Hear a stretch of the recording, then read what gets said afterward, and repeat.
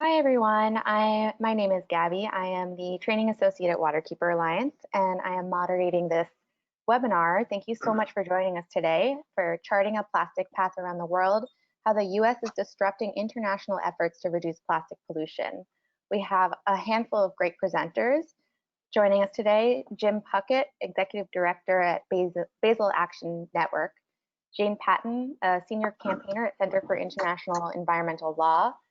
Alex Truelove, Director of Zero Waste Campaign at US PIRG, and hopefully joining us is Patricia Kombo, a youth planet activist from Nairobi who started an organization called the PaTree Initiative that plants trees and engages in youth organizing and education. So just a few things about the platform that we're using. This is being recorded, and I'll be sending around the recording along with the presenter's slides after this presentation, hopefully by tomorrow, the latest. And you are all on mute, but if you have any issues with audio or technical issues, you can put that in the chat box and I'll try to help you out. We're saving questions for the end, so put your questions in the question box and I will be moderating those and sharing them with the presenters. If we don't get to your question, I'll try to have them, oh, sorry, brother in the background. I'll try to get them to the presenters and have your questions answered. And with that, I will turn it over to Alex. Hi, everybody. Thanks for joining us virtually. I'm excited for this discussion today. As Gabby mentioned, I'm the Zero Waste Director for US PIRG, which stands for the US Public Interest Research Group. And US PIRG, along with our state PIRGs across the country, form a network of nonprofits and advocacy organizations. We work on a number of environmental and public health issues, including zero waste, and we've done so since long before even I joined the organization, going back to the early 1980s, advocating for some of the first statewide bottle bills in Massachusetts and Oregon and elsewhere, policies that I should mention are still very highly effective today in reducing waste and increasing the return of bottles and containers. And recently we focused a lot on plastic reduction, reducing some of the most common and harmful disposable plastic products and to hold producers responsible for making those products and the harm that they cause. I imagine many of you are here because you already know and you care about the plastic problem and pollution. Maybe you work on the issue like I do. Thank you for that. It's because of you all, I think that these conversations can be effective opportunities to spread awareness and catalyze change. And our goal today is to illuminate, I think, an important part of the plastic puzzle that is maybe less discussed, at least less discussed in the circles that I run in, which is the role of the US internationally when it comes to the plastic problem. I'm sure many of you are familiar with the scope of the problem, and so I won't belabor the point, but I do want to lay a quick foundation before we continue our discussion and hit a couple key points before handing the mic over to Jim and Jane and Patricia. I think there is a poll question that is available for you all to answer.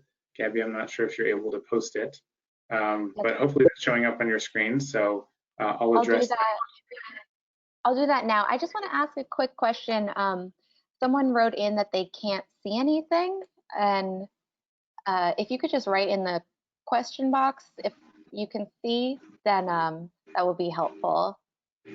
Someone says they can see everyone. So, okay, a bunch of people are saying they can see us, so just, that's good. Maybe it's just one person. Okay, I'll bring up that poll question right now. Okay, thank you for flagging, Gabby. Okay, so while you all consider that, I want to just kind of continue to lay a quick foundation. So as you all know, we've built a global economy around single-use and disposable plastics. It's in foodware, it's in packaging of all kinds, everyday goods. And these products that we use for just a few minutes often end up in the environment where they will remain for hundreds of years, maybe thousands. And not just the ocean, plastic is in our rivers and lakes and in our soil and in the upper atmosphere. It's even returned to our own bodies. And upstream as well, the production of our plastic, which is made primarily from fossil fuels and primarily natural gas, releases all kinds of harmful pollutants, greenhouse gases, which is of course bad for our climate and especially bad for the local community that have to endure living next to these facilities. I think it's worth considering as we discuss the U.S. internationally that the U.S. is also the world's leading producer of natural gas, which I try to remember as we consider our role in the problem, not just downstream with what we do with our waste, but also upstream as well in our creation of the material and feedstock to make all of our plastic. For all of the plastic that we have produced and consumed in the U.S. Over the past 60 plus years, we've never been able to manage the waste. More and more is being produced all the time and consumed, while less than 9% is recycled, which itself is probably an inflated number. That's another discussion. And so we've often looked to export the problem, literally. Historically, we exported a lot of plastic scrap to China, but as a lot of you know, in early 2018, China enacted its national sword program and put strict limitations on imported materials and contamination, which effectively banned a lot of the plastic imports that they were receiving from us and other countries. A few other countries followed suit, especially in Southeast Asia, and basically said, we don't want any of this worthless plastic scrap anymore. It's more trouble than it's worth. And looking back, I think that was an opportunity to maybe reconsider our relationship with plastic. If we can't handle it domestically and the countries that we were shipping it to don't want it, maybe we should stop making so much of it. Or maybe at the least, we should take it upon ourselves to try to solve the problem domestically instead of burdening the rest of the world with it. Unfortunately, since then, it appears that we've just looked for new dumping grounds or some of the same ones. So for those of you who answered the question about the US as a leading global exporter, our rank in that has fluctuated over time, but we've remained in the top 3 for basically as long as plastic has been around, even as export markets have shut down or placed limitations like China. So despite all of the plastic that we continue to make, we continue to also export as much as just about any other country in the world, which I think shows our inability to solve the problem domestically.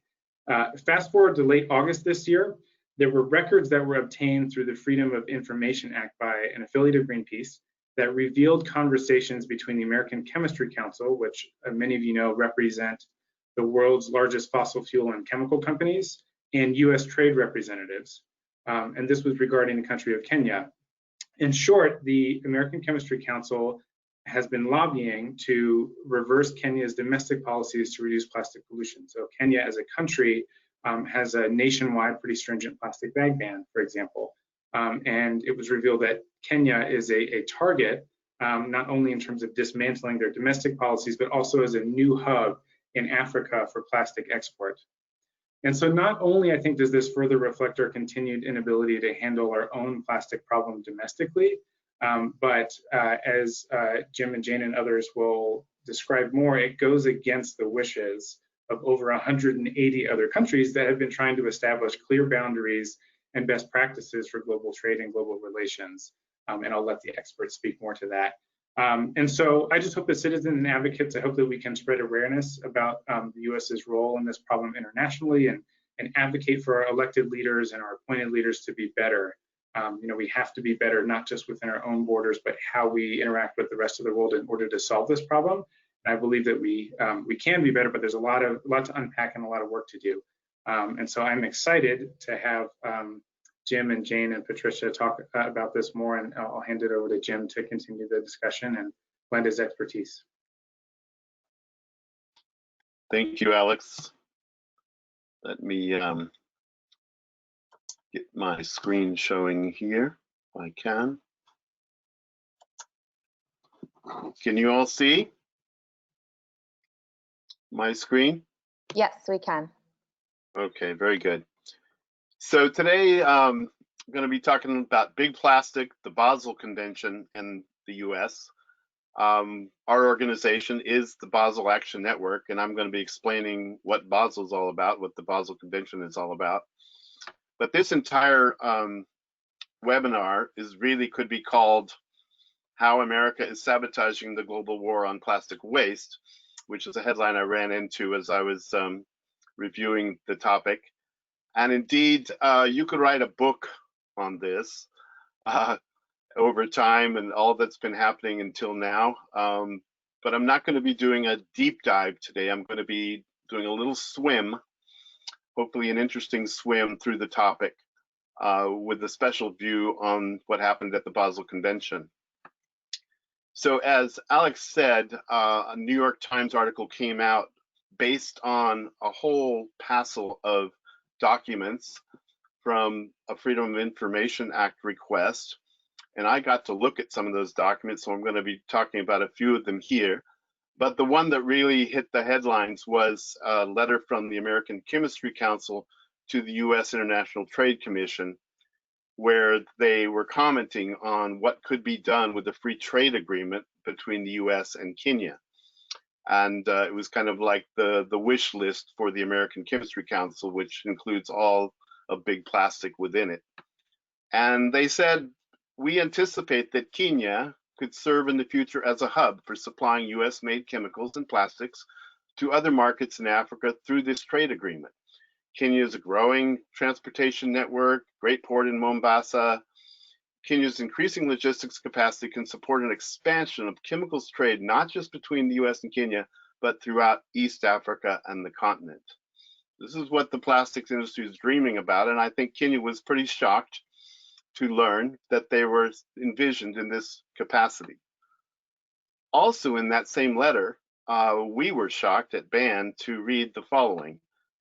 They want to make sure that they can prohibit imposition of domestic limits on production or consumption of chemicals and plastic. So no banning of single-use plastics, plastic bags whatsoever, and restrictions on cross-boundary trade of materials and feedstocks should be avoided. So they also want to enable trade in waste, not just product plastic, but waste plastic. And they did in the second version of the letter. The first version didn't have this phrase. They did say it should be consistent with relevant international commitments. But indeed, we know this concept is not consistent with the Basel Convention, nor the Bamako Convention and other international agreements. So there's going to be great tension and friction there. So the US strategy for a long time to promote its industry is twofold. They work relentlessly to weaken multilateral environmental treaties, almost without exception. And the two agencies most involved there are the EPA and the State Department. And at the same time, they promote free trade agreements, which can undermine those MEAs and undermine national laws like Kenya might have to protect their environment. And there we have the US Trade Representative's Office, USTR, and US International Trade Commission doing that work. So one of those MEAs is the Basel Convention, a multilateral environmental agreement. It's been around quite some time. I'm going to tell you the basics about it and why it exists and what can be harmed by industry and the US government. So it's a treaty that's based in, works most of the time out of Geneva. It's United Nations Environment Program Treaty. And I personally have been involved in every meeting of the Basel Convention, including when it was signed. So that goes way back. But BAN itself as an organization has been around since 1997, the convention 1989. So what does Basel do? It's soft law, which is not something people can get arrested for, but it's very important from a policy standpoint.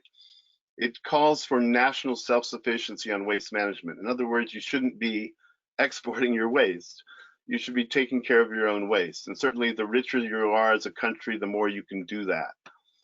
It calls for minimizing all forms of transboundary movement of hazardous and other wastes. It calls for minimizing the generation of hazardous and other wastes. And it calls for ensuring the environmentally sound management of that waste which is produced. So that's the soft law. The hard law aspects are really actual control procedures on trade in waste. And there are also the definitions. So we have the definition of what is hazardous waste.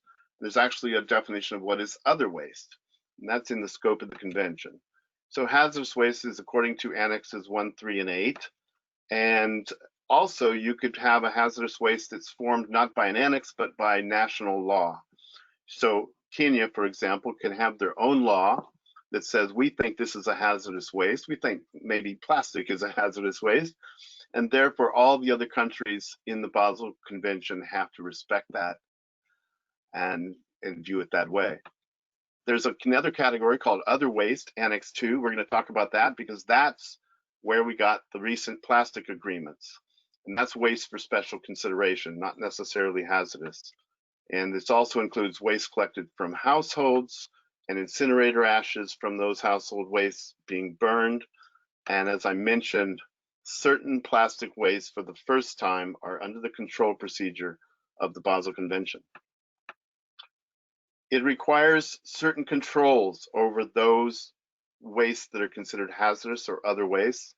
Two types of controls. The first is notification and consent, sometimes called PIC, prior informed consent. And that basically says you have to notify and get the permission of the receiving country before you can export. And without this procedure taking place, it's illegal traffic, and under the convention, that's criminal.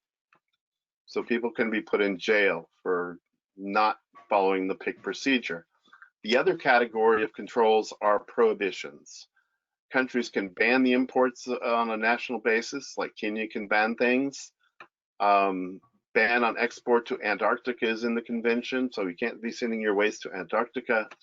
And finally, not finally, there's a ban on the trade between parties and non-parties.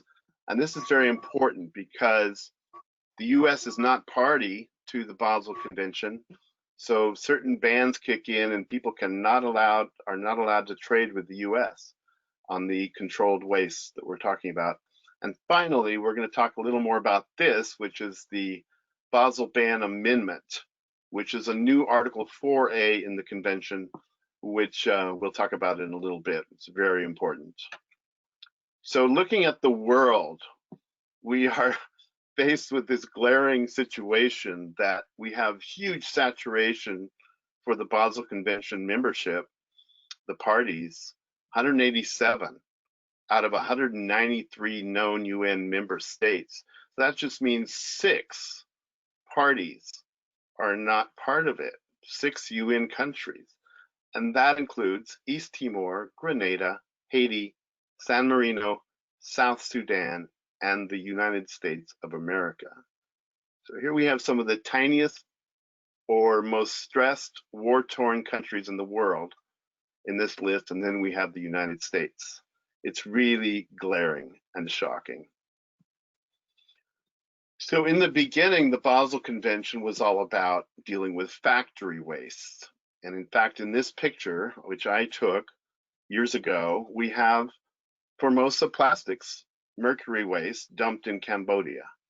And that was what the convention really focused on. But lately, what it is most concerned with is post-consumer waste. So waste from you and I, or from commerce, etc., not from factories. So we have the e-waste trade, and mostly that's going to Africa and Asia. We have the shipbreaking trade, where the old ships are dumped on the beaches of South Asia. And we have plastic waste trade. And now today, most of that is heading towards Southeast Asia.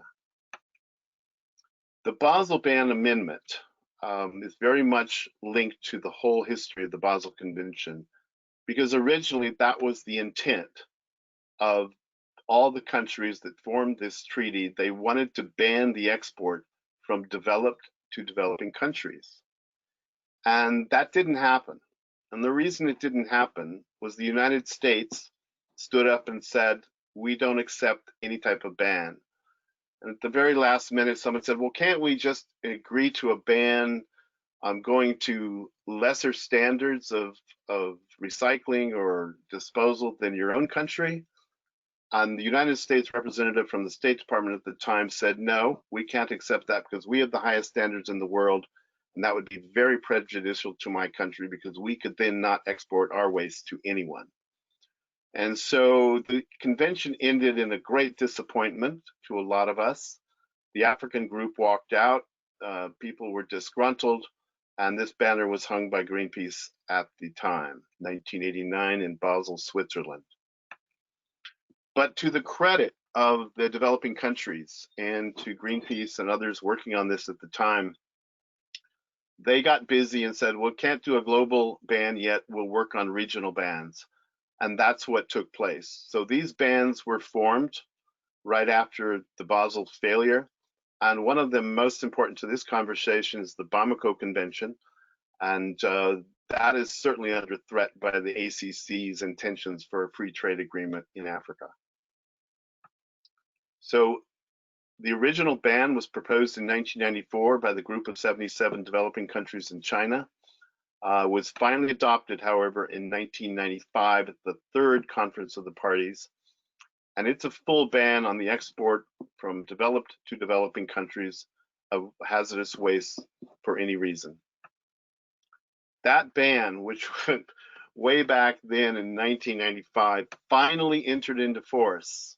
So it had the requisite number of ratifications to enter into force last year in December. So it was a great time to celebrate, and now that ban is a part of the treaty. It's part of the Basel Convention. So what the ban does and does not do, it creates a new annex of developed countries, and they're the member states of the EU, the Organization for Economic Cooperation and Development, and Liechtenstein. That's the new Annex 7, and it prohibits the export of hazardous waste from those countries to those countries not on that list. It does not prohibit trade from non-Annex 7 countries to any other countries. So developing countries that don't have the capacity to manage that waste can export it. And it does not prohibit trade between Annex 7 countries. So the US can trade with Canada, for example, if the US were a party. Some facts about the ban is that it now, as I mentioned, is part and parcel of the Basel Convention, and the US has always opposed this ban, not even after day one. After many years, they have been trying to weaken it and get rid of the idea, trying to make sure it never went into force. But they have failed at this. And now, very interestingly, the US is still a non-party, as I mentioned, but now, because it's part of the convention, when the US finally gets around to ratifying the convention, they will have to accept the ban. And so we're now very supportive of the US ratifying the Basel Convention. We weren't earlier because the ban was not part of it. But now that it is, we really want to see the US join this convention finally. So currently there's 99 countries that have ratified. So we still have some others to join in.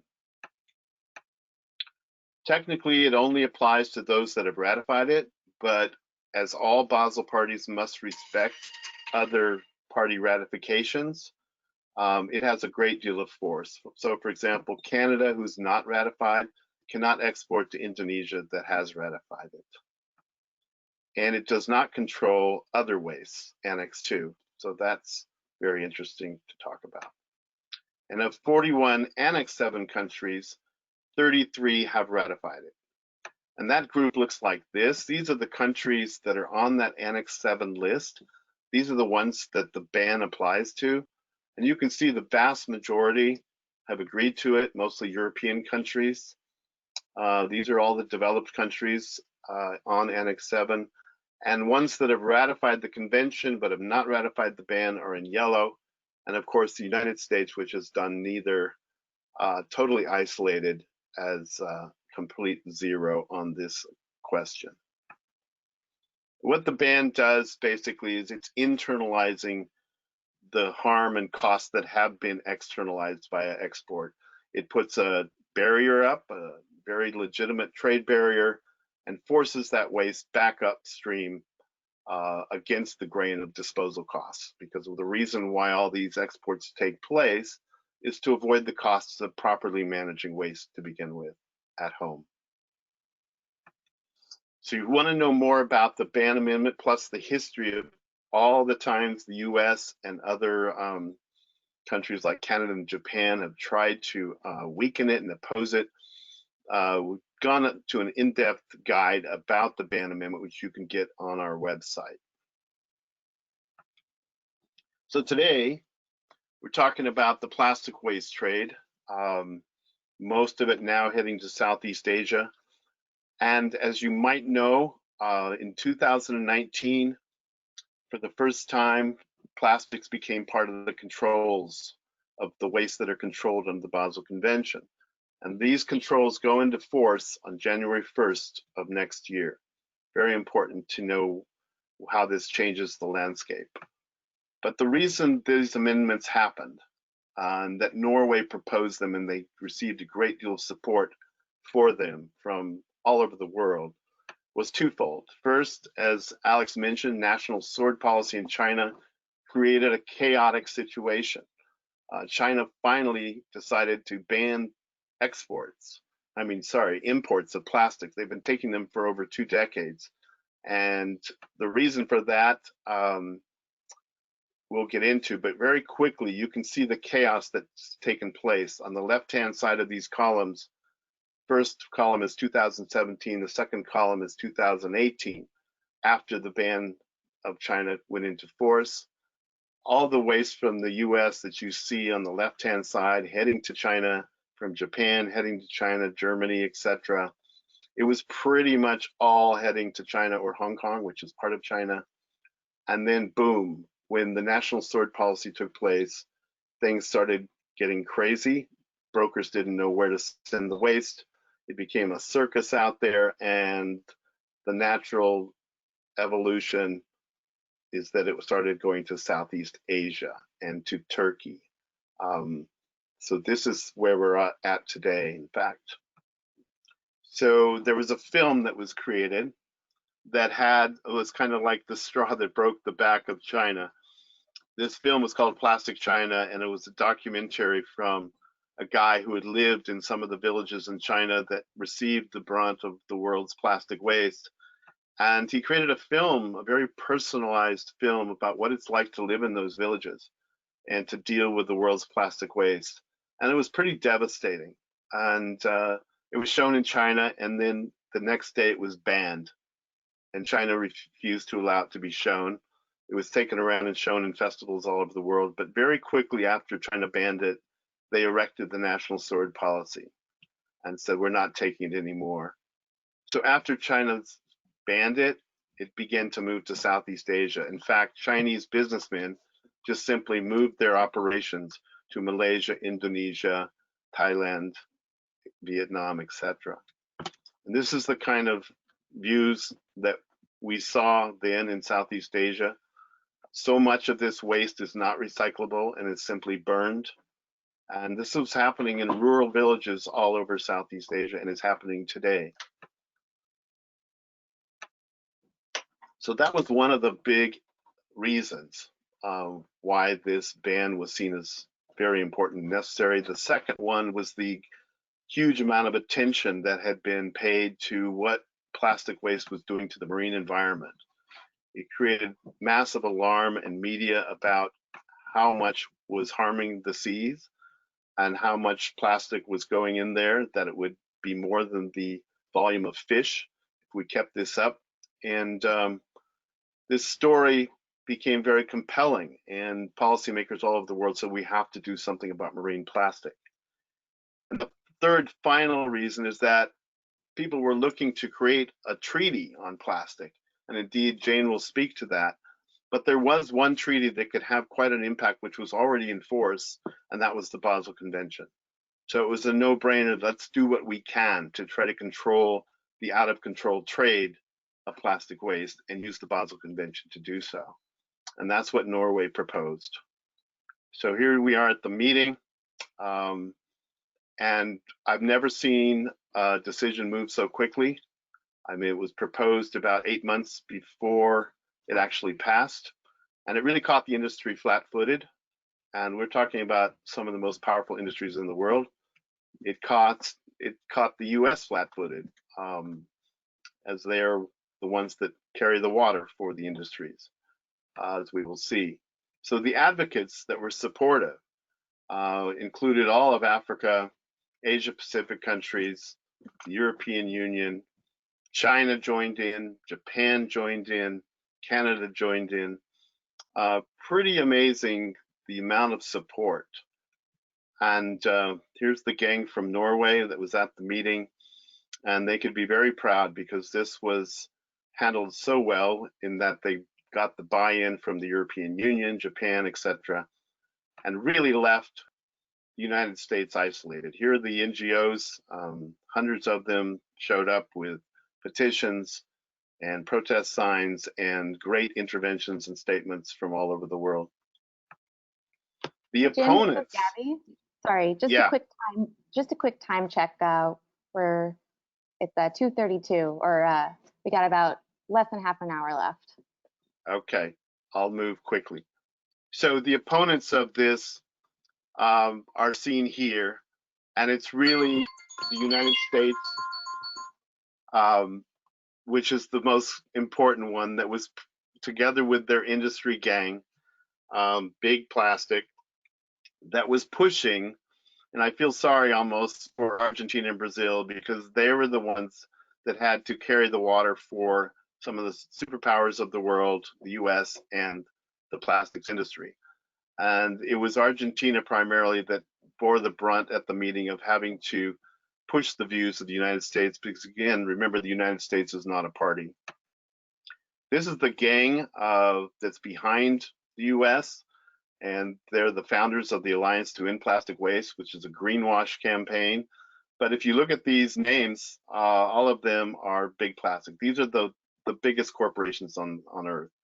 This is what we were up against, and yet they lost, and they lost big. US stands alone as OECD opponent of Basel Plastic Amendment.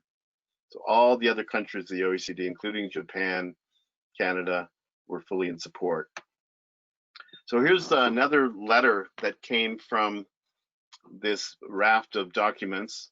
I'll real quickly just tell you that what it says is basically, no, we cannot have these amendments. We need to study the problem more. Let's create a working group on this. This could have very detrimental impacts on the environment. It'll exacerbate the marine litter problem. So this is a very panicked American Chemistry Council that's crying out to not have these amendments. But in the end, the UN decides to control plastic waste for the first time with the Basel Convention. And in the elevator, as we were leaving that afternoon after the decision was made, a guy was heard saying, with this decision, you have completely restructured the global plastics industry. So we were very happy to hear him say that. So what does the Plastic Waste Amendments do? Very quickly, it ensures the control and transparency for movements of plastic waste, which are not likely to be recycled mechanically or in a proper way. These include plastic waste mixtures, contaminated plastic waste, they have to be very clean. Halogenated polymers like PVC cannot be traded without controls. And the controls that's going to be used is primarily prior informed consent. And there has to be an assurance in order to get that consent of environmentally sound management at the other end. Failure to comply, again, is illegal traffic and a criminal act. Now there's two special cases where the PIC procedure is actually going to mean a ban, and these are extremely important. Because the US is a non-party, it's going to be illegal for any other Basel parties that are not part of the OECD to take waste from the US. So it has suddenly become criminal traffic. And in the EU, they have already agreed that Annex 2, where these wastes sit as other wastes, are part of their ban. So when they implemented the Basel Ban Amendment, they included Annex 2 as well as the hazardous waste. So that means that the European Union will not be allowed to export to developing countries anymore. This issue is a little bit esoteric, but the US immediately, having lost at Basel, went to the OECD and said, we have to not accept this. Long and short is they lost that argument. They might have shot themselves in the foot because before they had trading partners in the OECD that would involve prior informed consent under the OECD rules. And now they have lost those trading partners because the OECD is not going to cover plastics anymore. So that was very interesting. And finally, I'll close with just giving you a glimpse of how cozy the relationship is between industry and our government. And there's a whole bunch of correspondence in this Freedom of Information Act request that we were able to look at. Here we have the USTR's office writing to the American Chemistry Council saying, we're hoping to get a better sense of your view on these issues as trade issues, get a sense which fora you are prioritizing, and anything you can share on industry strategy and desired end game. In other words, we are going to carry your water for you. Let us know what is a good number for us to call you. I don't get these kind of notes from the government asking ban, or the NGOs don't get these kind of notes. How can we help your views? How can we help promote your mission? Another one, this is to ISRI, which is a Institute of Scrap Recycling Industries, which is very involved in promoting trade in all kinds of waste. Thank you for your email. This is about the OECD meeting coming up. Rick Picardi will be attending from EPA. We'll be sending out an invite for a stakeholder meeting, which they're obliged to hold, but it would be good to have a separate conversation apart from that with you as well. Again, we're not asked to have separate conversations with the government. These are reserved for industry. And finally, I was pleased to see that our action alert got their attention. So they said, hey, ladies, this is from ISRI to the State Department, to the EPA, to the USTR. Not sure if you're on Jim's mailing list. This gives us some good fodder to build a strategy. So they're going to use our action alert to try to strategize together, industry and the government, to fight what ban stood for. What you can do: file Freedom of Information Act requests. They're obviously very useful. Without a market, plastic production must cease. So phase plastics out of your life, starting with single-use plastics. Promote single-use plastic bans in your local community. Demand that your city requires transparency on waste exports. The public has the right to know where their waste ends up. Join the Break Free from Plastics movement. And after the election, press your representatives to promote a national bill to support a phase-outs for single-use plastics, and write your representatives to promote the U.S. ratification of the Basel Convention.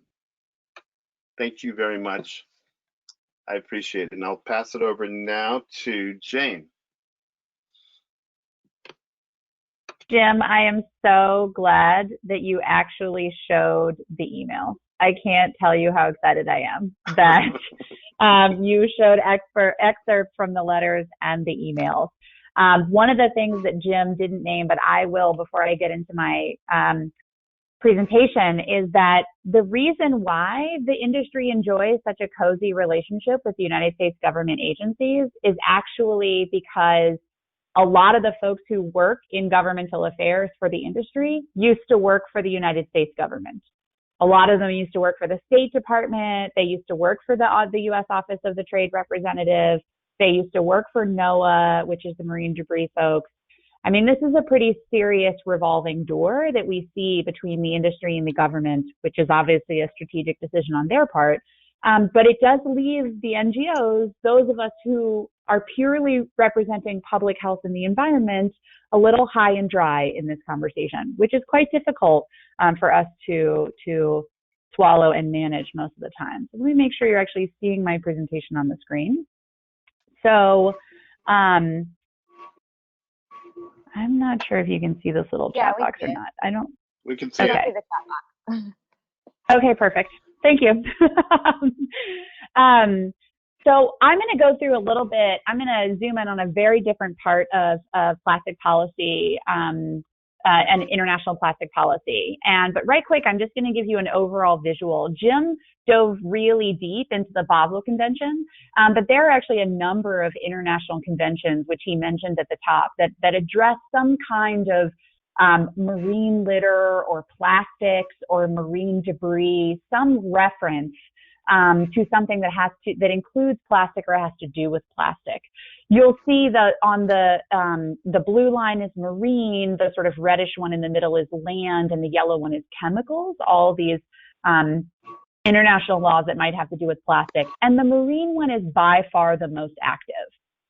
So much of this conversation at the global level is about plastics as marine litter.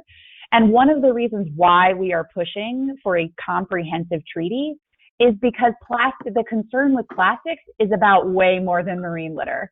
It's about health, it's about climate, it's about litter on the land. Marine litter is barely scratching the surface of the problem that we see with plastics and plastics pollution.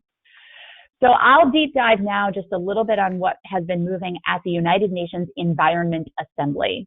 So that is essentially like the legislature for the environment at the UN. It is the place where resolutions get debated and discussed at the United Nations. And since the very first Environment Assembly in 2014, there were other mechanisms at which the environmental issues were discussed before then.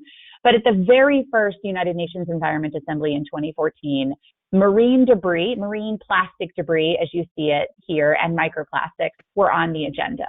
On the agenda again in 2016, marine plastic litter and microplastics this time. Then in 2017, it was marine litter and microplastics. And that really was when the ball started rolling downhill and picking up steam, was at UNEA in 2017. That was when we started having a conversation about, okay, this is clearly an ongoing problem. And despite decades of international laws, voluntary and legally binding, that have been adopted and ratified by countries, we're still having this plastic problem. So an expert group, which is basically a discussion phase, was created to talk about how to solve it. That was created at UNEA 3. It continued its mandate under slightly updated conditions at UNEA 4, and ideally at UNEA 5, which was originally supposed to happen next year, but because of the ongoing pandemic will likely happen in 2022, though that's not final yet. We hope that the expert group will wrap up its mandate, and at that point, we'll actually start talking about policy. We'll stop talking about the problem and start talking about solutions.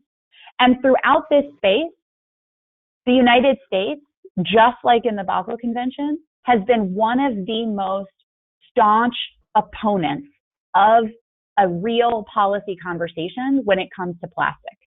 Not only that, as Jim mentioned and detailed and showed us screenshots of emails, the petrochemical industry is actually a significant driver in the position of the US government. And throughout this entire conversation, the petrochemical industry and the US government have been intentionally driving to keep this conversation about plastics about marine litter. Because if we keep the conversation about marine litter, then the only solutions we end up talking about are about waste management, which is actually just another market and another profit driver for the petrochemical industry. And it doesn't actually cut in to the bottom line or the primary interest of the United States government, which is to continue making plastic. And this is part of why we keep ending up in this cycle of having marine litter and having this concern, is because governments like the United States and a very small number of other allies take the position of the petrochemical industry and want to keep the conversation about marine litter, want to be responsive to the needs of the industry over the begging and pleading and crying out and mass movements against plastic, against the harms of plastic worldwide. But as Jim pointed out, the United States is largely alone in that position. Over the last 2 years, we've actually seen a number of regional declarations. And it started early last year with the Nordic Ministerial Declaration saying we need a global treaty on plastics. Then it was the Caribbean community, more than 15 countries just south of the United States, saying we need a legally binding global agreement on plastic pollution. Then Africa, in November of last year, again, 55 countries, we need a global agreement on plastics. Then we saw an even stronger position from the signatories of the Bamako Convention, which is again Africa and is stronger than the Basel Convention on the international waste trade to protect Africa from predatory imports and exports from other countries, and especially the United States. And in March, we've got the European Union Circular Economy Action Plan. In September, we've got the Our Baltic Conference. And all of this has led to a global map that looks like this. This is the map of countries. that have come out in support of a new global agreement, most of them legally binding, on plastics and plastic pollution. This is a huge amount of momentum. There is not a lot of countries that are gray, that don't have a positive position in favor of this treaty. And the United States is one of the loudest in opposition to it. And it is very clear that they are taking their cues from the petrochemical industry instead of from the dozens and verging on hundreds of NGOs that have been lobbying them and that have been lobbying countries around the world to protect public health. This screenshot of a map came from our friends at WWF, which recently published this map just a few weeks ago, and the website is there if you want to go take a look at it. There's a couple different layers you can kind of play around with. So what would this treaty do? Why are we pushing for a treaty? What are we looking for? You know, if we've got all these international conventions on you know, protecting the sea and international waste trade, well, why do we keep pushing for a treaty? Well, as I said before, it's because none of those treaties that exist right now actually look at source reduction for plastics. None of them are saying we need to stop using single-use plastics. They don't put bans, they don't put restrictions, they don't have incentives for reuse and refill. They're really just focused on the problem of waste. And so that's really the primary thing that a new plastic treaty would do, source reduction. For those plastics that we can't get rid of, ensuring a true circular economy. But let me be really blunt when I say this. There is no place for single-use disposable plastics in a circular economy. I don't care how recyclable the industry tells you they are. There is no place for single-use disposable plastics in a truly circular economy. One of the important things that this treaty will also do is coordinate between existing instruments. It will actually make sure that all of those existing treaties are coordinating and talking to one another to make sure that they are all covering different pieces of the plastic pollution and waste problem and sufficiently addressing them. And it will make sure that all the financial and technical resources are pooled in the right place, that they are going to the right places, and that there is some coordinating and check mechanism for them. And of course, one of the most important things it will do is foster policy development. At the national level, at the regional level, you know, how can countries make sure that this problem that is transboundary, that is air pollution and water pollution and land pollution, actually has policy responses that fit the nature of the problem and truly address it. Now, what you won't see on this slide, you don't see the words waste management on this slide. Because one of the things we want to be really careful about when it comes to a new plastic treaty is that we don't spend all of our time focusing just on waste management. Some degree of waste management is obviously going to be part of a global treaty, and we are going to have a transition space as we redesign grocery stores and redesign delivery systems and rethink the way we feed our families. But for right now, our primary focus needs to be on source reduction, and it needs to be on coordination and technology transfer between countries and policy development. Waste management should not be the primary focus of our conversation or our financial mechanisms or even of our technology transfer. So that's what a plastic treaty can do. What can you actually do to support that? A couple of these are going to mimic what Jim said, which is you can reach out to your local leaders. I know that sounds wild, right? But we're talking about international policy. What does my governor have to do with international policy? Governors, state legislatures, mayors actually have quite a lot of influence. First of all, they send political signals to the executive branch. Second, the federal legislative branch is actually obviously the one that makes the laws on which the executive branch has to execute. So if Congress says, we support a treaty and there are resolutions in support of it, the executive branch has to respond to that. And that's my timer telling me my time is up. So you can definitely reach out to your federal representatives, again, to make federal law, to send the signal that you support a global treaty, that your community supports a global treaty. The reason why I have the C40 cities listed here is because those are 40 big cities across the United States, including New Orleans, where I live, which have actually set climate goals in alignment with the global, the Paris Accord and the global climate movement, regardless of what the U.S. government says. And it's important that we keep up that kind of energy. And one of the most important things from where I'm sitting that you can do is work on forming a local coalition. As Jim said, join the Break Free from Plastic movement. Develop a local action plan. Get ahead of it. You know, any treaty that we actually successfully negotiate and put into place is going to require local changes. It's going to require local bans, local restrictions on single-use plastics. It's going to require new kinds of economy, new kinds of retailers. Get ahead of that. Work in your local community to go zero waste collectively and to stop plastic before it can become an international problem.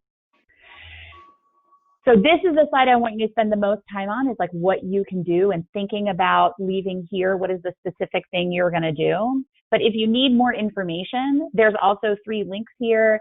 And as Gabby said at the beginning, we are going to make sure these slides are available to you. But there is a much deeper dive on CL's website into the global plastics policy and what are we actually doing on that. Our friends and close allies at Gaia have put out a zero waste master plan that's linked here that you can actually look at how to make your community go zero waste. And then earlier today, actually, WWF published in partnership with a lot of major companies a business case for a plastic pollution treaty. Now, I will say I'm not the closest friend of business and industry, as I'm sure you couldn't tell from my presentation here. I think that there are things to be cautious of around the business solutions that will focus on waste management, that will focus on end-of-pipe solutions. I think what we've really got to keep in mind is that there is a business case to be made for a global plastic treaty. Businesses are going to have to get ahead of this, just like local communities, and that it's important that we have a treaty and that we have businesses with major global supply chains that are focused on source reduction and doing away with single use. And with that, I will close and pass it over to my new friend, Patricia, who is going to talk about her work from within Nairobi from her perspective. So, Patricia, over to you. Thank you very much. I'm honored to be invited and to attend this inspiring meeting. My name is Patricia Kombo from Kenya, the founder of PaTree Initiative, an organization that is working with school pupils and women in rural areas to introduce environmental education and also set up tree nurseries, kitchen gardens, and sustainable land use. And I'm part of a network by the name Kenya Environmental Activist Network, because I'm an activist advocating for climate justice and also plastics out, whereby we started a local action to lobby or to request our Ministry of Trade not to allow the recent trade deal between US and Kenya, whereby they want us to lift the ban on use, production, and also importation of single-use plastic. And with that move, we've been striking, we've been lobbying, we've been writing. We have already started a petition whereby we came up with the hashtag that Africa is not a dumpster, because first of all, we felt the move by the US to dump their waste in Kenya was a racist move. Because if you look, there are so many countries in the world which have had a ban on plastic. Starting with China, we have Italy, but they never chose to, write a trade deal to those countries requesting them to lift the ban. But they chose Kenya so that you can be like their meeting point to spread to other African countries. So we felt the US it has so many racism towards Kenya, and again we've had a rough time trying to advocate for climate justice through denying plastics to be imported in the country, but we've not had that good support from the government. On 25th September, we held a strike whereby we had the banners trying to tell the world that Kenya is not a dumping site. Every country should deal with their trash in their countries, because our landfills are expanding at a higher rate. we do not even know where to take our waste, because waste management is a bit hard for us. But again, we were dispersed by the police and they said the meeting was illegal. Our efforts to reach the Ministry of Trade in Kenya was not that good. We've never met them physically, but we had a call virtually. But again, our main concern is if the government was aware of such trade deals, why didn't they come openly and tell us this is what we have on the table? We learned the trade deal from the expose by New York Times and Greenpeace. It is from there where majority of us learned there was such a trade deal. And sad enough, I've read a publication by the American Chemistry Council whereby they are saying those reports were not, no, the reports by New York Times and Greenpeace were not well researched. And I've can you hear me? And I've also seen the minister trying to defend and say there is no such trade deal in Kenya.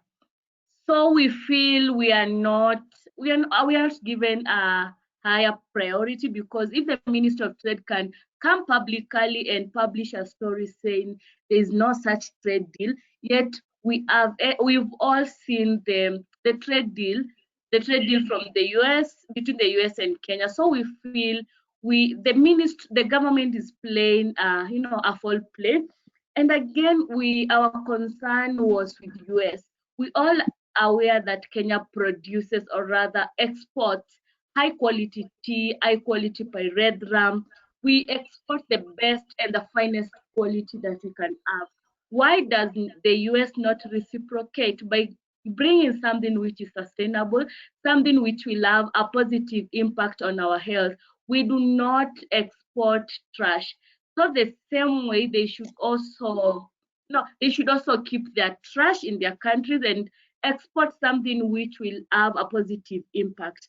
And the issue they raised on waste management and recycling, I can say it is like a joke, because if they can't recycle the same trash in their countries and they are much well developed, how then are they sure that if they import the trash in Kenya, we will be able to manage? If you walk on our dump site, you'll find our dump sites are already overwhelmed. We have lots and lots of plastic. And Macu, with the recent high number of plastics, we can proudly say we've banned the use of plastic. It's now 3 years down the line, but the situation is still worse. We have plastics all over. And these plastics, we can say the carrier bags have dropped, but we have other plastic from manufacturers who are not willing to come up with policies to ensure their products are well catered for. We have plastics like Coca-Cola. If you walk for a kilometer, you'll never fail to see a plastic bottle lying down. And again, we are calling upon the companies to be responsible enough and to come up with policies to ensure their waste is not littered everywhere, or else if they are not in a position to manage their waste, we are audibly calling them to stop production, because some of this production we can as well as stay without. Then the third thing is on trade deals, because we feel we are not given a priority in coming up with policies. Yes, the trade deal, all kinds of trade deal are usually for the benefit of the country at large. So we feel the young people are being left out in negotiating some of these trade deals and the impact that they will have in our lives. So we feel our Ministry of Trade in Kenya could at least have given us a chance to speak and to tell them why we are against US dumping their trash in our country. And I've read the letter, and they want us to be the hub to spread plastics in in other African countries. And Rwanda have already banned the use of single plastic. We have countries like Congo. So it's like they want to colonize us. Their move is to colonize us because there are so many countries in the world. Why didn't they only choose Africa? Because maybe they feel we do not have policies. Maybe they think they can colonize us, or maybe they do not have a goodwill to us.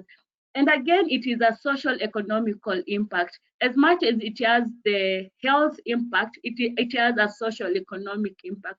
Because if these imports will come, it means people will have to dig deeper from their pockets so that we can have a recycling plant, or we can have a better waste management. And we are struggling as a nation, even with the pandemic, we are really struggling. And we think they have used this period where the country's economy is not stable because of the pandemic. So they want to push for the trade deal so that they can benefit themselves. And this is because we've seen China stand still on issues to do with importation of plastics. China was the largest consumer of US plastics, but after they had the ban, US has a lot of plastics and they are looking for places to dump them off. And through them, they want us to, to have their trash in our country.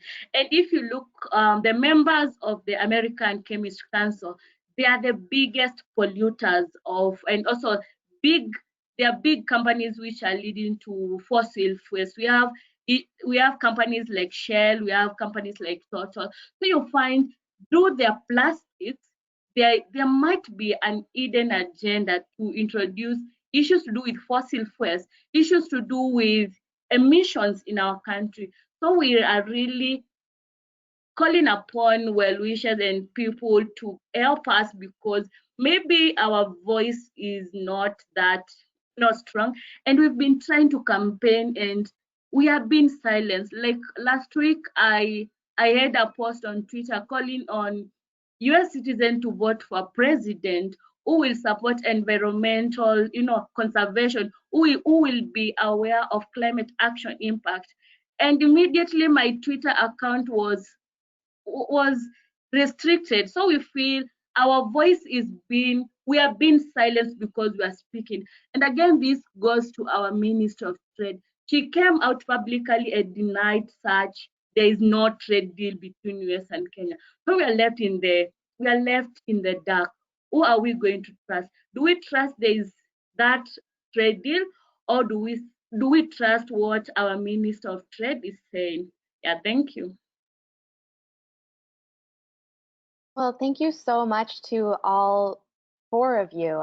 We've run a little bit over time, so I don't really think we have time to get to questions. We have a few written in here, which I can send out to the presenters, and we can try our best to answer those. And of course, if I will be sending around a follow-up email, so everyone on this call will have my email, and you can send me any questions you have for the presenters, and you may be able to reach out to them directly if I get their consent to share their emails. But again, thank you all so much for joining us, and thank you presenters, thank you attendees, and don't hesitate to send out any follow-up questions. And I will note to the presenters that there are a bunch of comments just saying that you guys are all doing great work, and thanking you for the presentation. And Gabby, can I encourage people to follow 2 hashtags on social media? So Patricia said earlier that her hashtag is Africa is not a dumpster. And the one that we also use among the plastics groups is hashtag break free from plastic, plastic singular. So if you could follow those 2, I think you'll keep track of most of our movement work, and we would love to have more followers on social media and to keep up to date with what's moving on this. Okay, yeah, that's great. And I'll send a reminder about what those hashtags are in the follow-up email. All right, well, thanks again, and enjoy the rest of your day or night or morning, wherever you are in the world. Thank you. Thanks, everyone.